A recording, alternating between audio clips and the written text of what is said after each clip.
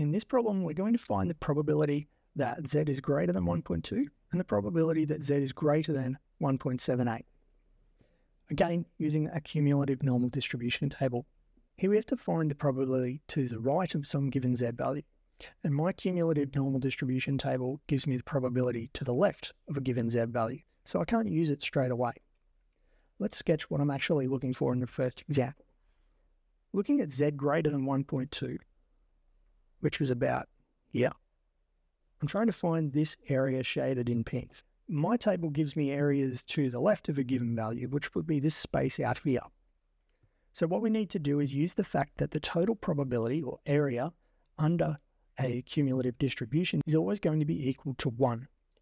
So the probability to the left of some given z value plus the probability to the right of some given z value will be equal to 1. I can rearrange that equation to tell me that my area here in pink will be equal to 1 minus this area over here that I haven't shaded, which is what my table gives me. So that means we have the probability that z is greater than 1.2 will be equal to 1 minus the probability that z is less than 1.2.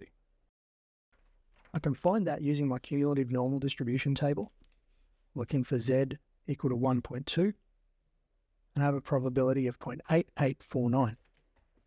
So I have 1 minus 0.8849, which is equal to 0.1151. So that's my probability that z will be greater than 1.2.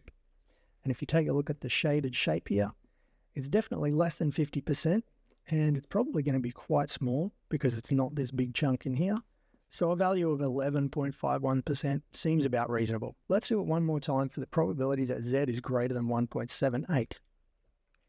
1.78 is probably going to fall somewhere over here. So our shaded region for greater than that z value is smaller again than the first example. So we have the probability that z is greater than 1.78 will again be equal to the whole area under the curve minus the unshaded region, which I can get from my tables.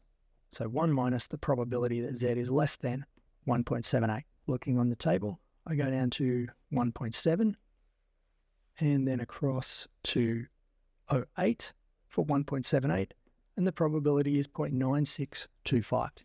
So we have 1 minus 0.9625, which gives us the result of 0.0375.